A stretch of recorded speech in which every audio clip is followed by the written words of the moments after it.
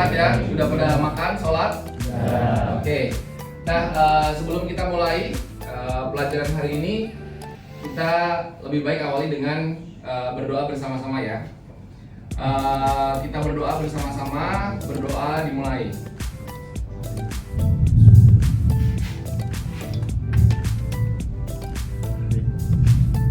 Berdoa selesai. Baik, kita cek dulu ya kehadirannya. Ada nggak yang hadir hari ini? Semuanya hadir ya? Oke, semua hadir. Nah, sebelum mulai pembelajaran, kita pastikan bahwa semua siap.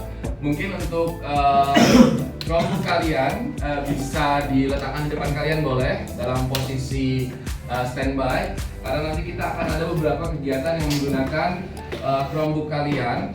Dan apabila nanti diperlukan, kalian juga bisa menggunakan buku paket yang kalian pegang sekarang. Oke ya. Baik. Nah, hari ini kita akan membahas materi lanjutan dari pembelajaran yang sudah kalian lakukan sebelumnya, yaitu tentang sistem pencernaan makanan. Nah, hari ini kita akan bahas lebih terkait sistem pencernaan makanan pada manusia. Apa itu sistem pencernaan? Bisa sambil berdiri. Silakan Iqbal. Oke. Boleh berdiri? Berdiri. Nah, silakan. Apa sistem pencernaan?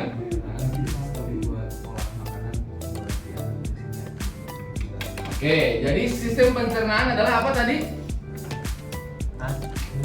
Iqbal bilang apa? Mengolah makanan terus dan nutrisinya. Untuk mengolah makanan untuk diambil nutrisinya. Ingat kata kuncinya.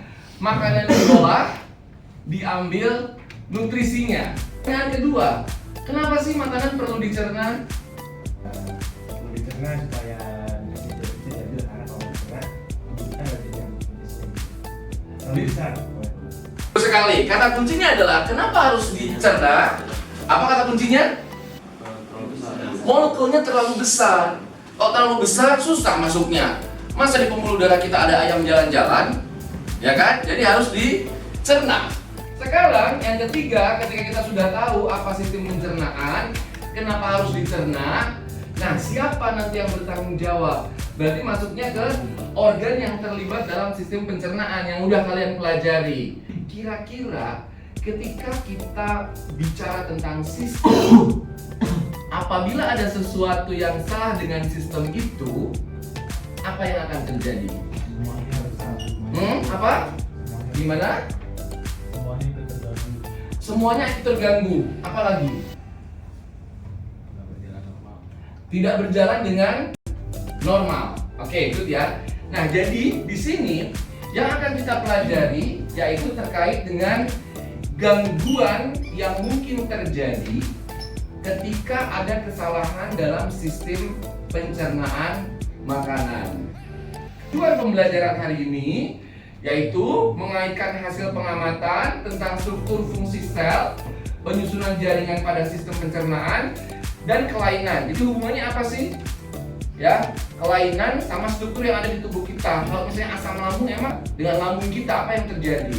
Kemudian mengaitkan beberapa permasalahan dengan pencernaan dengan konsep yang dipelajari, dan tentunya adalah menjelaskan cara menjaga kesehatan diri dengan prinsip dalam perolehan nutrisi dan energi melalui makanan kerja sistem pencernaan.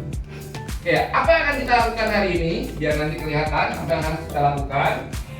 Yang pertama, kalian akan diberikan satu stimulan berupa video. Nah, dari situ kalian coba perhatikan apa yang terjadi, kemudian permasalahan apa yang muncul, gitu ya. Kemudian nanti kita akan berbagi menjadi 4 kelompok. Setelah itu kita nanti akan mengerjakan kegiatan.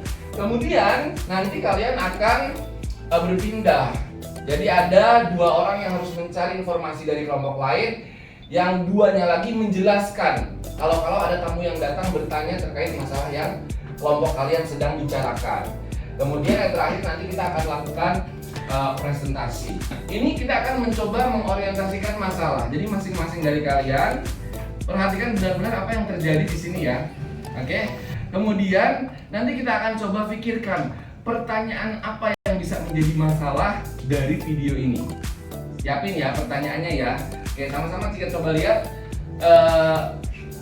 video yang kita lihat di sini. Anak memperoleh energi dari makanan yang ia konsumsi. Ketika energi menipis, rasa lapar datang kembali. Maka ia harus makan dan makan lagi. Bila melampaui batas, waspada akan ancaman obesitas atau penumpukan lemak berlebih dalam badan. Indonesia sendiri merupakan negara dengan kasus obesitas tertinggi. Dari 17 juta anak yang mengalami obesitas di Asia Tenggara, hampir 7 jutanya berasal dari Indonesia. Terlebih, masalah obesitas kerap menjadi sorotan setelah kasus Arya Permana dan Rizky Rahmat Ramadan ramai diberitakan. Arya adalah bocah 10 tahun dengan berat tubuh 190 kg. Saudara, kurangnya memperhatikan kesehatan lingkungan dan pola makan terhadap anak menjadi penyebab banyaknya anak-anak di Bangkalan, Jawa Timur terkena diare. Sejak Desember 2021 hingga Januari 2022, tercatat 48 pasien dirawat di RSUD Bangkalan. Tahun 2021 hingga 6 Januari 2022, jumlah pasien diare yang dirawat di ruang anak RSUD Bangkalan, Jawa Timur mencapai 48 pasien. Menurut salah satu orang tua pasien, awalnya suhu badan anaknya tinggi dan semakin panas. Namun, beberapa saat kemudian muncul diare yang intensitasnya sering. Khawatir kekurangan cairan, anaknya kemudian dirujuk ke RSUD Bangkalan untuk mendapat perawatan medis. Tim medis RSUD Bangkalan, Jawa Timur yang melakukan pemeriksaan mendiagnosis anak tersebut terkena diare. Sudah jelas? Baik, sebelum kita masuk ke diskusi kelompok, dari sebelah sini dulu. Kira-kira dari yang kita lihat bersama-sama, apa pertanyaan yang muncul di kepala kalian terkait dengan masalah apa sih yang terjadi? Kira-kira apa yang mungkin kalian bisa tanyakan di sini dari video tersebut? Penyebab asam lambung. Ya, bagus sekali. Pertanyaannya, kok bisa sih asam lambung jadi penyakit? Penyebabnya apa ya? Itu satu pertanyaan. Selain itu, ya silakan, Aufa.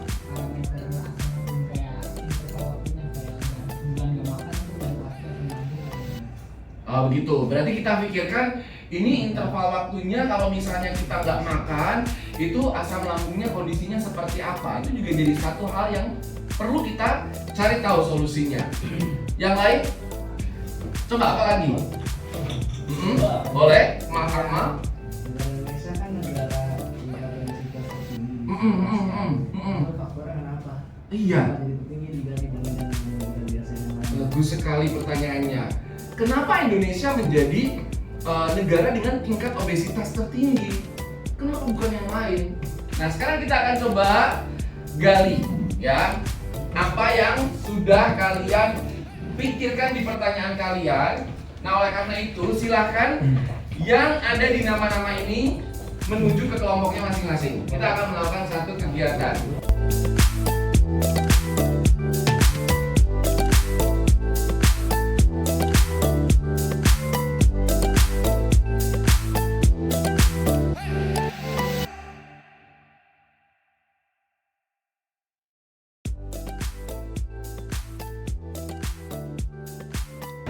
Oke, sekarang yang akan kalian lakukan, Bapak akan memberikan ya lembar kerja yang nanti akan membantu kalian untuk melaksanakan aktivitas kerja di sini.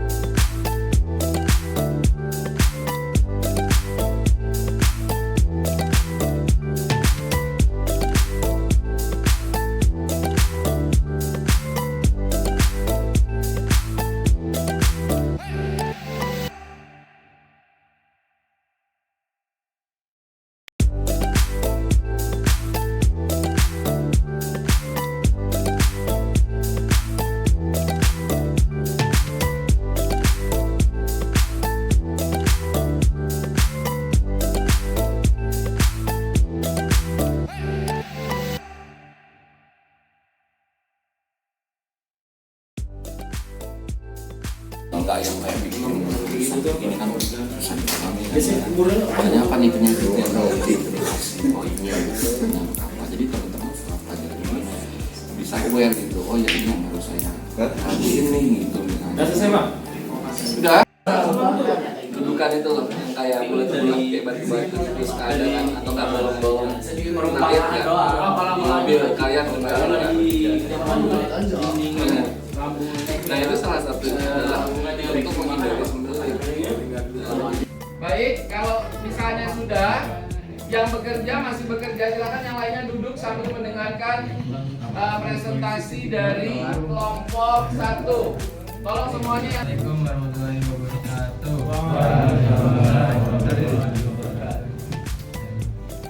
Jadi kita akan berbicara tentang perbedaan akhlak dan maaf.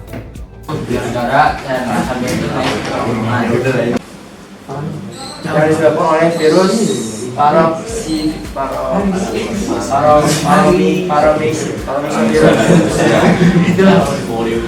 Gejalanya ini hilangnya nafsu makan.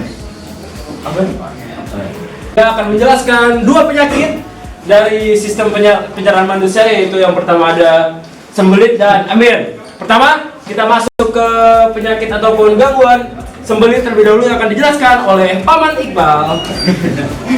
Jadi sembelit itu gejalanya kebalikan dari diare.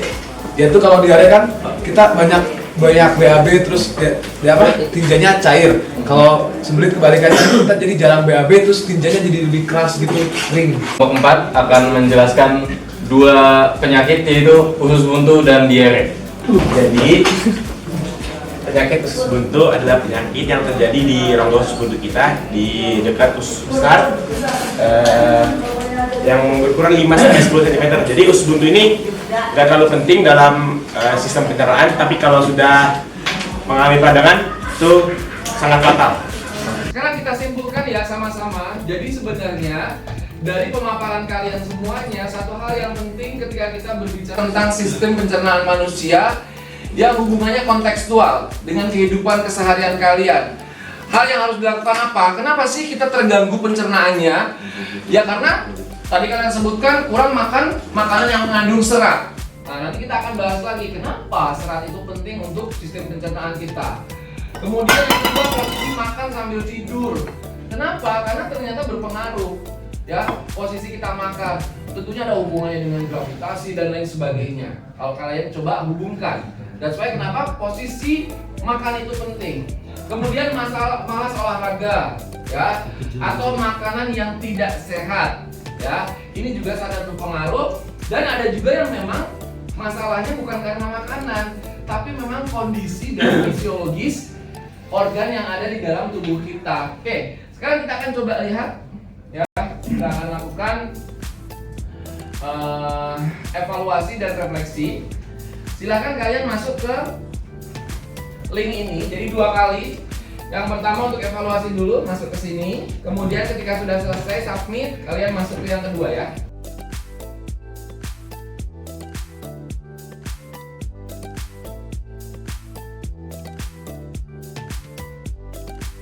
Baik, sekarang kita sudah berada di akhir dari pembelajaran ini. Intinya mudah-mudahan apa yang kita pelajari semuanya bisa bermanfaat. Baik, terima kasih semuanya. Mari kita akhiri pembelajaran kita hari ini dengan berdoa bersama-sama. Berdoa dimulai.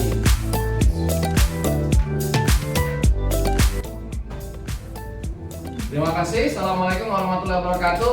Boleh gak tepuk tangan buat kalian semuanya?